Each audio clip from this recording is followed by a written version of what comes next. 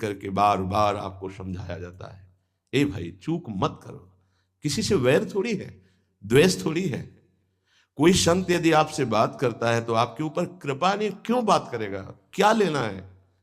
आपको लगता है हमारे द्वारा कुछ चलता है, हम कुछ है? नहीं नहीं, भ्रम मत करिए, कोई भ्रम मत करिए। आपके लिए वो आपसे बात करते हैं, आपके कल्याण के लिए आपसे बात करते हैं, आपके कल्याण के लिए वो आपको डांटते हैं, आपके कल्याण के लिए आपको दुलार करते हैं। दोनों बातें समझ लीजिए। जो लाडली लाल में चित्त लगाए हुए हैं उनको कहीं किसी सुख की आकांक्षा नहीं। सच्चाई से समझ लीजिए, अगर वो सुख का कहीं खेल खेलते तुम्हें नजर आ रहे हैं, वो तुम्हारे लिए।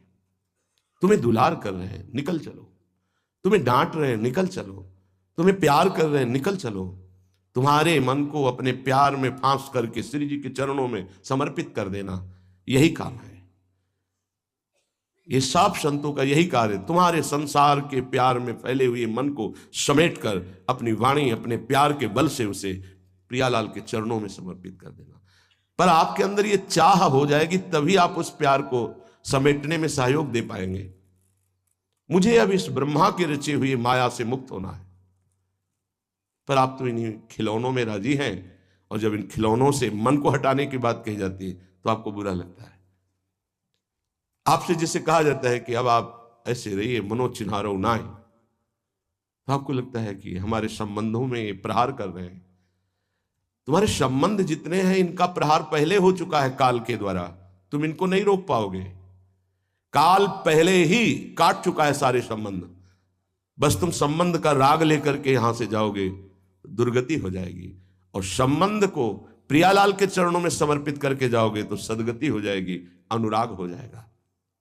जो आसक्ति संसार के संबंधों में है, वही आसक्ति जब संत महापुरुषों से हो जाती तो मोक्ष का खुला हुआ द्वार, ये भगवान कपिल देव जी कहते हैं।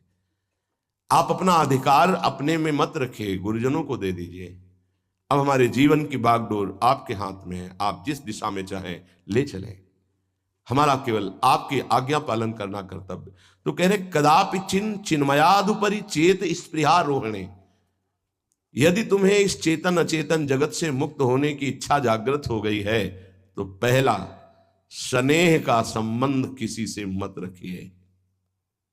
स्नेह का संबंध केवल प्रियालाल से रखिए। वही स्नेह जो माता में, जो पिता में, जो भाई में, जो बंधु में, पत्नी में, पुत्र में, वही स्नेह प्रियालाल को चाहिए।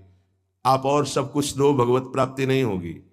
ये स्नेह दे दो तो भगवत प्राप्ति पक्की हो जाएगी। सबसे स्नेह करो श्यामा श्याम के संबंध से। हमारा स्नेह का संबंध श्यामा श्याम से, श्यामा श्याम के संबंध से स्नेह, कोई फर्क नहीं पड़ेगा। पर आपको अभी ये कला नहीं आती है। आप जब तक एक बार समस्त संबंधों के स्नेह को बटोर कर प्रियालाल के चरणों में समर्पित नहीं कर देते, तब तक आपको लगेगा, वाणी से बोलोगे कि सब भगवत भाव से, लेकिन पूरा राग यही है, ये हमारे अमुक है, हमारे अमुक है। इसलिए इस रहस्य को समझो, पहले हटो, फिर जब वो राग अनुराग में बदल जाता है तो फिर पूरे विश्व से प्यार करो, कोई फर्क नहीं पड़ेगा। सब जीवन सो प्रीति रीति निवाहत आपनी, क्योंकि वो रीति जानता है। हमारी रीति श्यामा श्याम के संबंध से ही सबको मानना। एकांत की रति विधान करो, शब्दों को समझिए। एकांत की रति विधान करो, अर्थात हमारे हृदय देश में केवल इष्ट और गुरुदेव के सिवा किसी से प्रीति नहीं। और बहुत इस बात से हम कमजोर हैं। कहीं ना कहीं हम अपनी प्रीति, हमारा दोस्त है, हमारा मित्र है, हमारा रिश्ता है, हमारा संबंध है, तो श्री जी करुणा करके आपको लाई अपने संबंध पुष्ट करने के लिए। फिर भी आप अज्ञानवश उन्हीं संबंधों को पुष्ट करते हैं जिससे आपकी दुर्गति हो जाए। जो आपके, अरे एक हिरण के बच्चा के संबंध ने एक जन्म नष्ट कर दिया, फिर और किसकी बात करें। इसलिए एकांत की रति विधान करो। एकांत की आपकी रति हो चुकी है, इसका परिचय आपके सामने भारी विपत्ति आई, मन केवल श्री जी में, भारी संपत्ति सुख संपदा केवल श्री जी में मन, यह है एकांत की रति। अब उसको कोई विचलित नहीं कर सकता।